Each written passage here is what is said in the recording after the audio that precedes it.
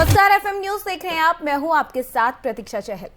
आयकर विभाग आज हीरो मोटोकॉर्प के चेयरमैन पवन मुंजाल से जुड़े परिसर पर छापेमारी कर रही है। पवन मुंजाल के अलावा उनकी कंपनी के कई अन्य सीनियर एग्जीक्यूटिव से भी जुड़े हुए परिसर पर छापेमारी की जा रही है। ये छापे टैक्स चोरी के मामले में जुड़े हुए हैं। बताया जा रहा है कि देश के लगभग 3 दर्जन स्थानों पर आयकर विभाग की छापेमारी चल रही है। दिल्ली, नोएडा, गुड़गांव, गाजियाबाद, पंजाब में छापेमारी हो रही है और छापेमारी लगातार जारी भी है। बता दें कि हीरो कॉर्प मुंजाल ब्रदर्स का है, जबकि एयर चार्टर मनिंदर सिंह सेठी का है। आयकर विभाग ने air charter aviation services private limited और हीरो कॉर्प ग्रुप पर छापेमारी की है और लगभग 3 दर्जन स्थानों पर छापेमारी की गई है। पवन मुंजाल से संबंधित कई परिसरों पर आयकर विभाग की टीम खोजबीन कर रही है। डॉक्यूमेंट्स को कब्जे में लिया जा रहा है और इस खबर के बाद कंपनी के शेयर में बड़ी गिरावट देखने को मिली है। आज सुबह 11:25 पर हीरो मोटोकॉर्प के शेयर 1.25% की गिरावट के बाद 2,393 रुपए प्रति शेयर पर कारोबार कर रहा था। आयकर विभाग के एक्शन की खबर आते ही शेयर में 2% की गिरावट देखने को मिली, जो कि 1 घंटे बाद थोड़ा रिकवर जरूर हुई है।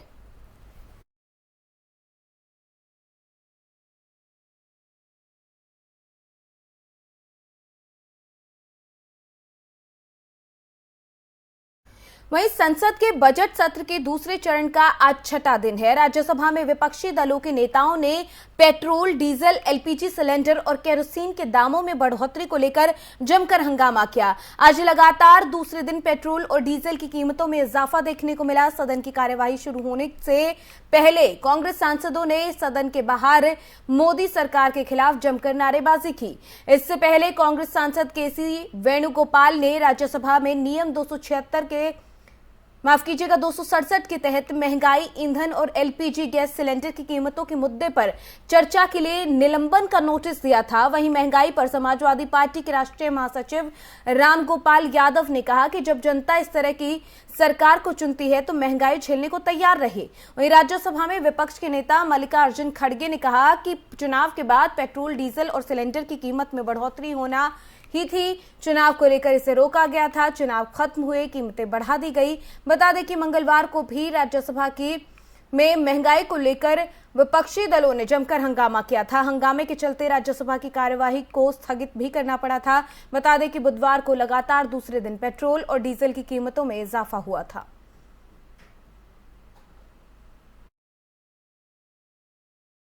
लगातार दूसरी पार्टियां सरकार को घेरने की कोशिश में लगी हैं। विपक्षी लगातार घेरने की कोशिश कर रहे हैं। सांसदों की तरफ से जो है प्रदर्शन किया गया, महंगाई को लेकर कांग्रेस की तरफ से प्रदर्शन किया गया। कांग्रेस का आरोप है कि चुनाव खत्म हो गए और महंगाई शुरू हो गई है। सिलेंडर की कीमतें बढ़ी हैं, एलपीजी सिलेंडर की कीमतें बढ़ी हैं। आज फिर पेट्रोल, डीजल की कीमतों में 80 पैसे का इजाफा देखने को मिला। कल भी 80 पैसे का इजाफा पेट्रोल की कीमत में हुआ था, जो कि लगातार आम आदमी की जेब पर बोझ डाल रहा है। धीरे धीरे ये महंगाई और बढ़ने के संकेत भी मिल रहे हैं और इस बीच में कांग्रेस का आरोप यह है कि चुनाव के खत्म होने का इंतजार सरकार कर रही थी। चुनाव को देखते हुए इस बढ़ती कीमतों को रोका गया था, लेकिन अब चुनाव खत्म हो गए और ये प्रदर्शन शुरू हो गया है जब महंगाई बढ़ने लगी है। रसोई गैस की कीमतों में इजाफा हुआ है, पेट्रोल, डीजल की कीमतों में इजाफा हुआ। आम आदमी की जेब पर बड़ी मार यहां पर पड़ती हुई दिख रही है।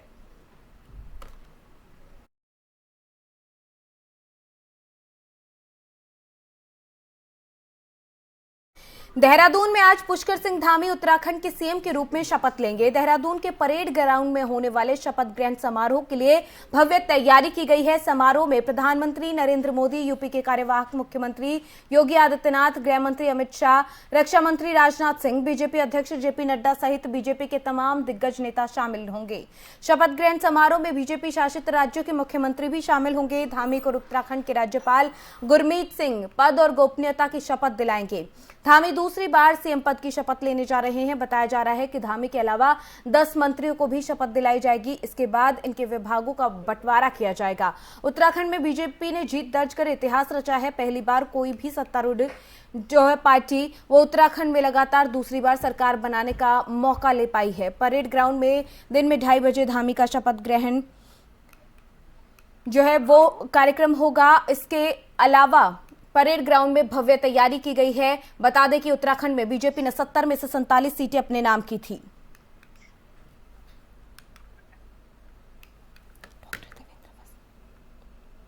हेलो। तो वहीं इसी खबर पर ज्यादा चर्चा के लिए मेहमान हमारे साथ यहाँ पर जुड़ गए हैं। डॉक्टर देवेंद्र भसीन हमारे साथ यहाँ पर जुड़े हैं, बीजेपी के प्रदेश उपाध्यक्ष हैं। भसीन जी, बहुत स्वागत है आपके एफएम न्यूज पर। जी धन्यवाद। सबसे पहले तो बधाई, आज शपथ ग्रहण है, पार्टी के लिए बहुत अच्छी, आज का दिन बहुत ही भव्य रहने वाला है। तो किस तरीके की उम्मीद आज के कार्यक्रम से हम कर सकते हैं? आज माननीय मुख्यमंत्री श्री पुष्कर सिंह धामी जी का जी शपथ ग्रहण समारोह ऐतिहासिक रूप में हो रहा है, भव्यता श्रेष्ठता के साथ हो रहा है और माननीय प्रधानमंत्री श्री नरेंद्र मोदी जी स्वयं इसमें उपस्थित होंगे। हमारे राष्ट्रीय अध्यक्ष माननीय श्री जेपी नड्डा जी भी पधार रहे हैं। इसके अलावा हमारे केंद्र के माननीय गृह मंत्री जी भी, अमित शाह जी भी कार्यक्रम में रहने वाले हैं। विभिन्न राज्यों के मुख्यमंत्री, संगठन के बड़े नेता और पूरे प्रदेश के कोने कोने से आने वाले हमारे जो कार्यकर्ता हैं, पदाधिकारी हैं, वे सभी इसमें सम्मिलित होने जा रहे हैं और निश्चित तौर पर ये ऐतिहासिक दिन हमेशा जो है वो यादों में बना रहेगा। जी देवेंद्र जी, इसके अलावा सबसे बड़ी बात है, क्योंकि सबके जहन में एक ही सवाल है कि आखिर मंत्रिमंडल में क्या जो पहले के चेहरे हैं उनके साथ साथ नए चेहरों को भी जगह मिलने वाली है, किस तरह का इस बार मंत्रिमंडल रहेगा? देखिए, ये मंत्रिमंडल का जो गठन है ये माननीय मुख्यमंत्री जी का विशेष अधिकार है और इसकी जानकारी तभी होती है जिस समय शपथ ग्रहण समारोह होता है और जिन मंत्रियों को शपथ दिलाई जाती है उनके नाम पुकारे जाते हैं। तो ऐसे में उनके बारे में कोई कयास लगाना अपने आप में उचित भी नहीं होगा। तो इसके लिए लेकिन क्या हम ये कह सकते हैं कि इस बार नए चेहरों को भी एंट्री मिल सकती है मंत्रिमंडल में? देखिए, ऐसी पूरी हम उम्मीद करते हैं। हमारे मुख्यमंत्री जी स्वयं युवा हैं और पुराना उनका अनुभव भी है।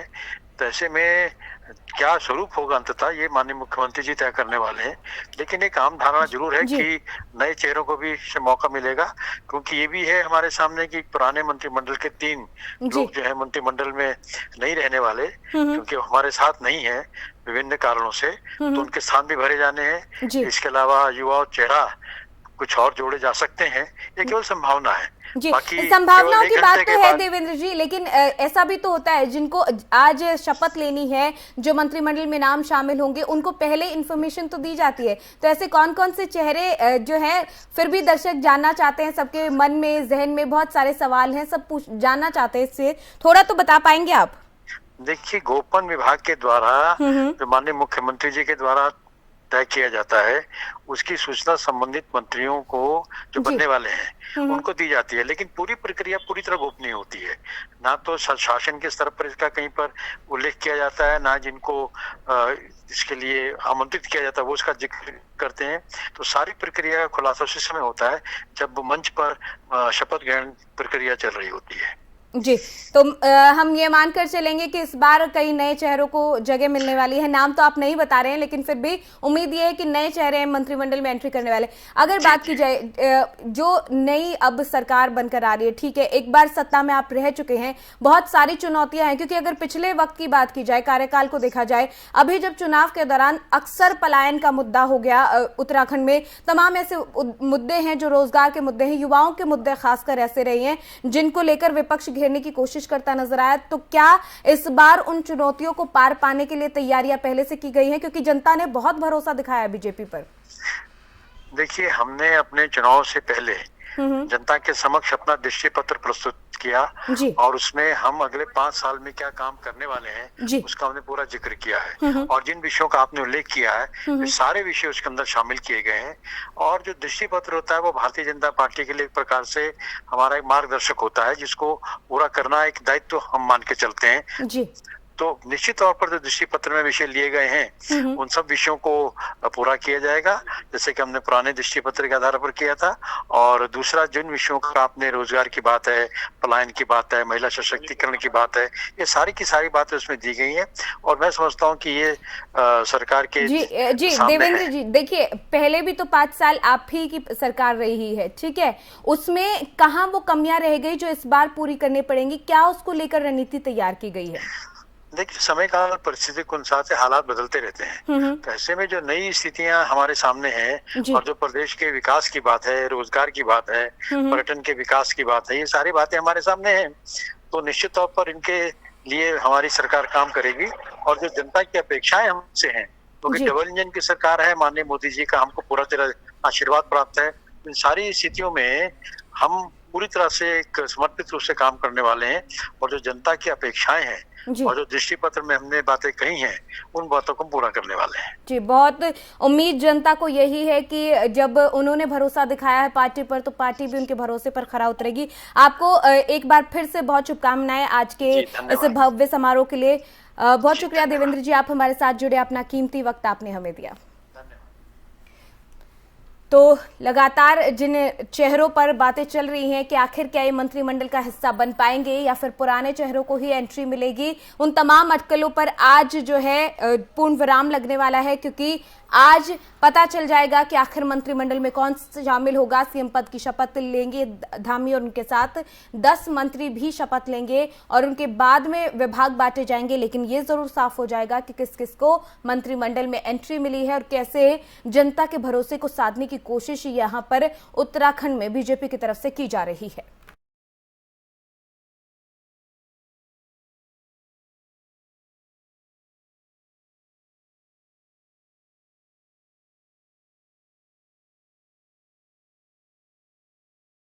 यूपी चुनाव में प्रचंड बहुमत हासिल करने के बाद अब प्रदेश में नई सरकार के गठन की तैयारियां तेज हो गई हैं।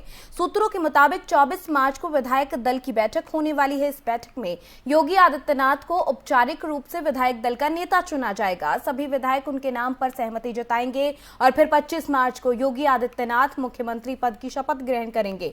मिली जानकारी के मुताबिक रघुवर दास की मौजूदगी में 24 मार्च को शाम 4 बजे लोक भवन में विधानमंडल की बैठक होगी। बैठक में योगी आदित्यनाथ को विधानमंडल दल का नेता चुना जाएगा। बैठक में डिप्टी सीएम को लेकर भी कोई फैसला हो सकता है।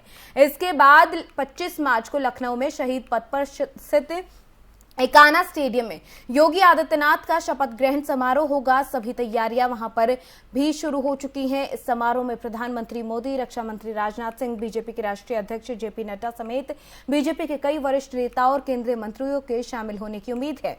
पार्टी ने अभी विधायकों को लखनऊ बुलाया है। योगी आदित्यनाथ की अगुवाई में यूपी में लगातार दूसरी बार प्रचंड बहुमत की सरकार बनने जा रही है। बीजेपी ने इस शपथ ग्रहण समारोह को ऐतिहासिक बनाने के लिए बड़े पैमाने पर तैयारियां की हैं। इसके लिए कार्यकर्ताओं को बाकायदा 12 सूत्री दिशा निर्देश भी जारी किए गए हैं। इसमें कहा गया है कि शपथ ग्रहण समारोह वाले दिन कार्यकर्ता पूरे राज्य भर में पूजा पाठ करें। समारोह में आने वाले कार्यकर्ताओं से अपनी गाड़ियों में पार्टी का झंडा लगाकर आने को कहा गया है। शपथ ग्रहण के लिए 12 राज्यों में मुख्यमंत्री और 5 उप मुख्यमंत्रियों सहित कई वीआईपीओ को न्योता दिया गया है। बीजेपी शासित सभी राज्यों के सीएम शपथ ग्रहण समारोह में मौजूद रहेंगे।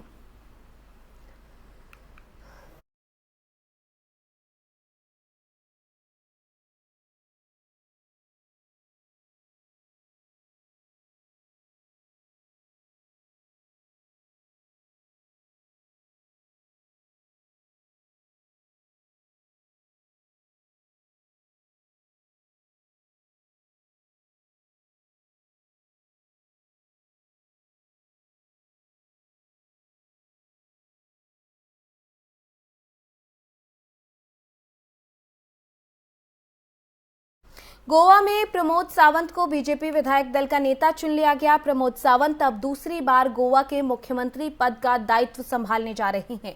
प्रमोद सावंत के लिए होने वाले शपथ ग्रहण समारोह का आयोजन 28 मार्च को होगा, जिसे भव्य बनाने के लिए बीजेपी के कई बड़े नेता शामिल होंगे। मिली जानकारी के मुताबिक प्रमोद सावंत के शपथ ग्रहण में पीएम मोदी समेत गृह मंत्री अमित शाह, बीजेपी राष्ट्रीय अध्यक्ष जेपी नड्डा भी शामिल होंगे। इसके साथ यूपी के सीएम योगी आदित्यनाथ, एमपी के सीएम शिवराज सिंह चौहान, असम के सीएम हिमंत बिस्वा शर्मा, कर्नाटक के सीएम बसवराज बोम्मई और सीएम पुष्कर सिंह धामी के साथ प्रमोद सावंत के शपथ ग्रहण कार्यक्रम में ये शामिल होने की बात जताई जा रही है। उम्मीद है कि ये सभी नेता वहां पर पहुंचेंगे। बता दें कि गोवा में बीजेपी ने 40 में से 20 विधानसभा सीटें जीती थी, जिसके चलते गोवा में फिर बीजेपी की सरकार बनने जा रही है और 28 मार्च को प्रमोद सावंत सीएम पद की शपथ लेंगे।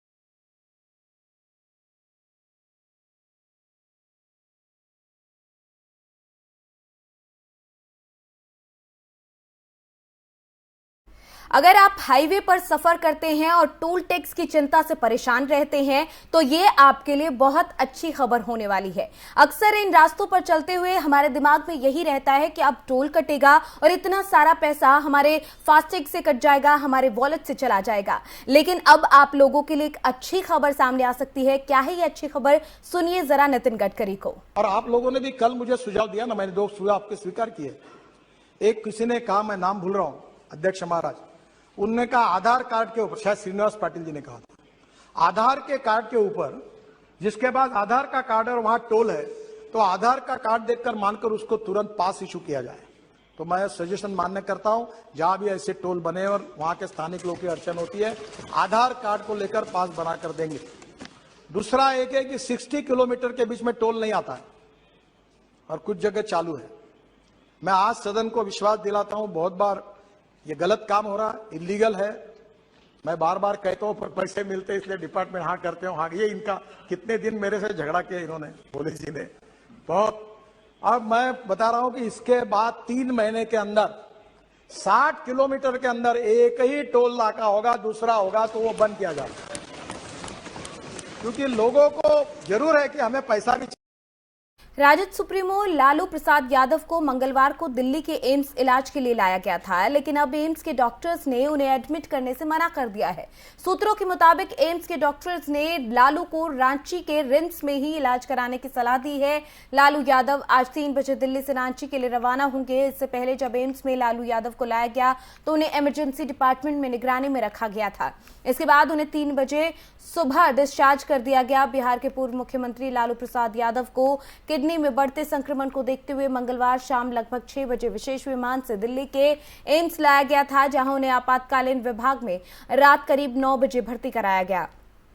रिम्स के मेडिकल बोर्ड की सलाह पर उन्हें दिल्ली लाया गया था। लालू प्रसाद यादव को उनकी बेटी मिसा भारती अपने साथ विशेष विमान से दिल्ली लाई थी। इससे पहले रांची स्थित रिम्स के मेडिकल बोर्ड की बैठक में मंगलवार को लालू प्रसाद यादव को दिल्ली भेजने का फैसला लिया गया था। बोर्ड ने पाया कि लालू यादव का क्रिएटिनिन स्तर जो है वो बढ़ता जा रहा है और वो उसको नियंत्रित नहीं कर पा रहे थे।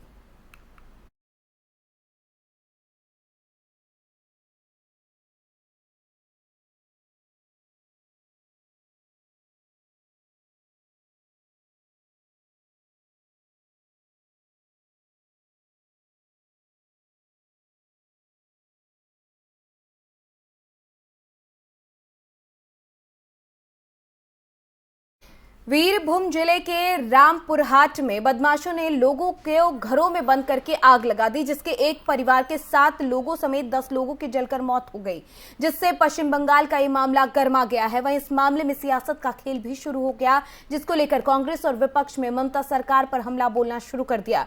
टीएमसी के नेता घटना के बाद इलाके का दौरा करने गए तो वहां पर 5 बीजेपी सांसदों का दल घटनास्थल पर पहुंचेगा। इससे पहले कल बीजेपी दल के राज्यपाल जगदीप धनखड़ से लेकर केंद्रीय गृह मंत्री अमित शाह से मुलाकात की थी। वहीं अमित शाह ने राज्य सरकार से 72 घंटे में रिपोर्ट मांगी।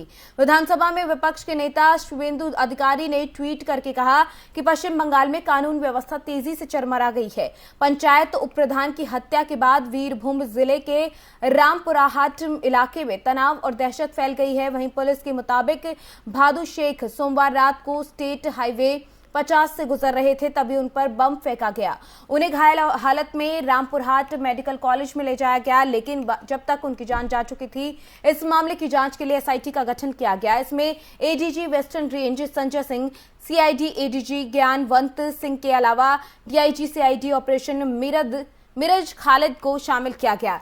अब इस मामले में 5 बीजेपी सांसदों का दल घटनास्थल जा रहा है। वहीं कांग्रेस ने भी ममता के खिलाफ मोर्चा खोल दिया है।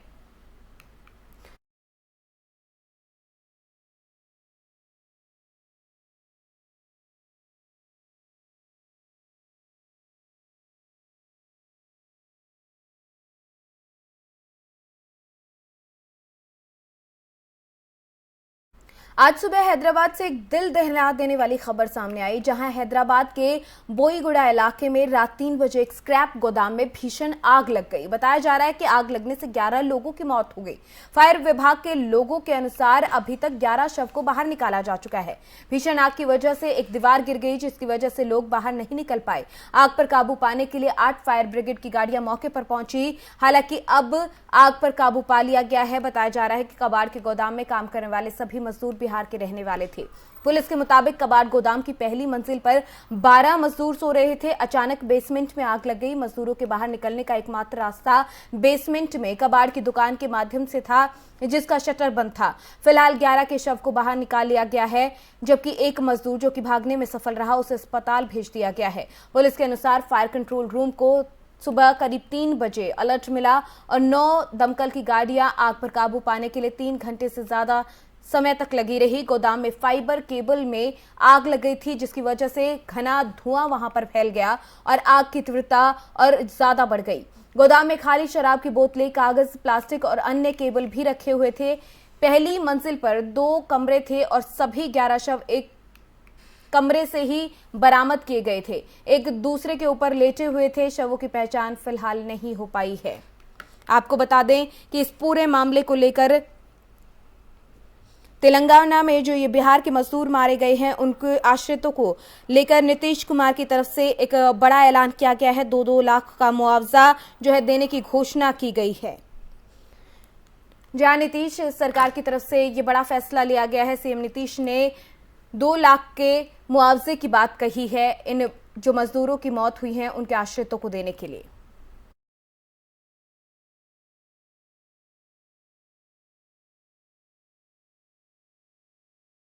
वहीं अब खबर बिहार से। शराब को लेकर इन दिनों बिहार में विपक्ष सरकार पर जमकर हमलावर है। सरकार जहां शराबबंदी को लेकर एडी चोटी का जोर लगा रही है, तो वहीं विपक्ष सरकार के दावे को खोखला वादा बता रहा है। आज बिहार विधानसभा में शराबबंदी की विफलता को लेकर कुछ अलग सा नजारा देखने को मिला, जहां राजद विधायक मुकेश रोशन आज आग पर काली पट्टी बांधकर विधानसभा पहुंचे। उन्होंने इस दौरान कहा कि मैं सुशासन बाबू हूं, मुझे कुछ दिखाई नहीं दे रहा। बता दें कि हाल ही में भागलपुर में शराब पीने से 30 लोगों की मौत हो गई थी। विधायक जहरीली शराब से हुई मौत के विरोध में अपना प्रदर्शन कर रहे थे।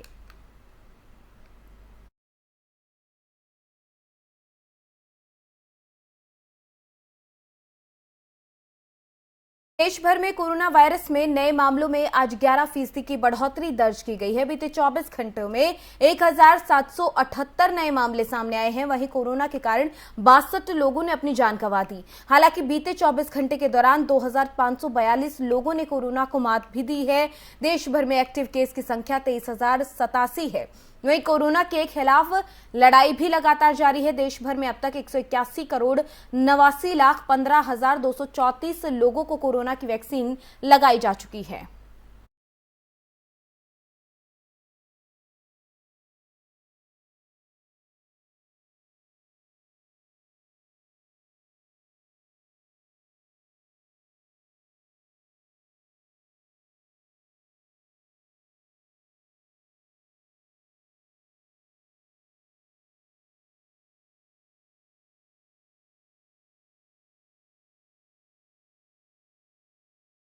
वहीं 5 राज्यों के विधानसभा चुनाव खत्म होने के कुछ दिनों के बाद बीते दिन से पेट्रोल डीजल पर राहत मिलती हुई नजर नहीं आ रही। आज एक बार फिर से सरकारी तेल कंपनियों ने प्रति लीटर 80 पैसे की कीमतों का इजाफा किया है। पेट्रोल डीजल पर आज लगातार दूसरे दिन पेट्रोल और डीजल के दाम में बढ़ोतरी देखने को मिली है। बता दें कि कल 137 दिनों के बाद ईंधन के दाम में इजाफा देखा गया था और पेट्रोल डीजल के दाम में 80 पैसे का इजाफा किया गया था। वहीं आज फिर से पेट्रोल के दाम में 80 पैसे बढ़े हैं और डीजल के दाम में भी 80 पैसे बढ़ाए गए हैं।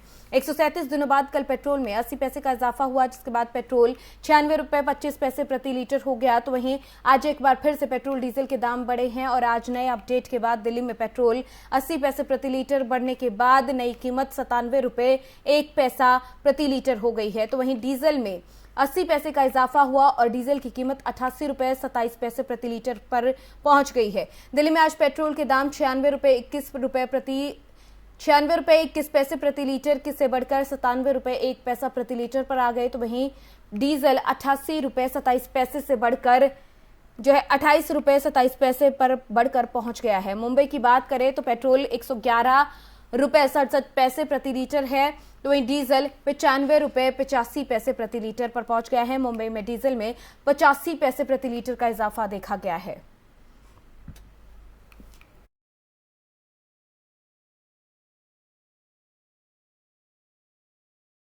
यूक्रेन संकट पर मंगलवार को प्रधानमंत्री मोदी की अपनी ब्रिटिश समकक्ष बोरिस जॉनसन के साथ बातचीत हुई।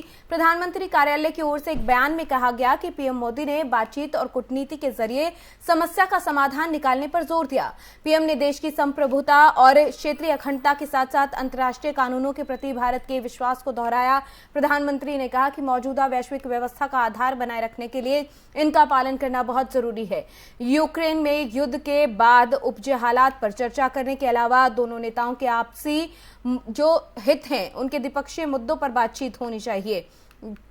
दोनों नेताओं के लोगों के बीच में संपर्क बढ़ाने, कारोबार, तकनीकी, निवेश, रक्षा और सुरक्षा सहित विभिन्न क्षेत्रों में आपसी सहयोग को और बढ़ाने पर सहमत हुए हैं दोनों ही नेता। और पीएमओ ने कहा कि मुक्त व्यापार समझौते पर दोनों देशों के बीच जारी वार्ता पर प्रधानमंत्री ने संतोष जाहिर किया है। पीएम ने पिछले साल दोनों नेताओं के साथ डिजिटल शिखर सम्मेलन के दौरान अपनाए गए भारत ब्रिटेन रोड मैप 2030 को लागू करने की प्रगति की भी सराहना की।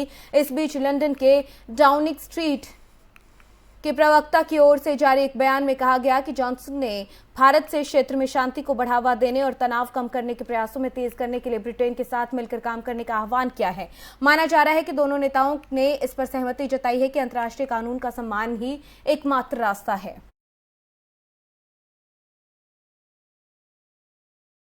और अब बात करेंगे पड़ोसी मुल्क की। जी हां, ऐसा लग रहा है कि पाकिस्तान में इतिहास फिर से दोहराया जाने वाला है। पड़ोसी देश पाकिस्तान में घटनाक्रम तेजी से बदल रहा है।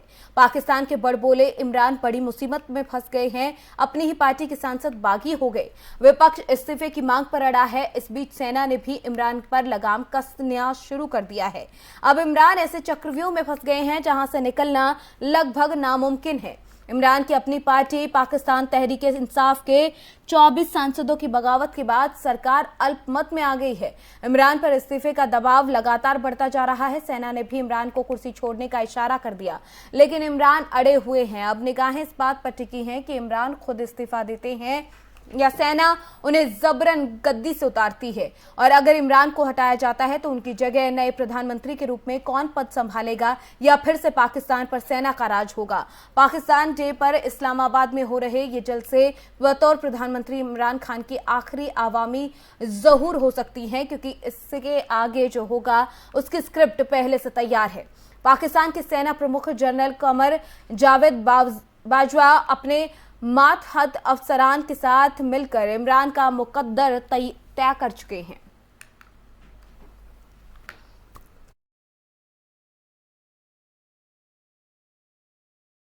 चलिए, देश दुनिया की खबरों में फिलहाल मेरे साथ इतना ही। आप देखते रहिए FM न्यूज़। नमस्कार।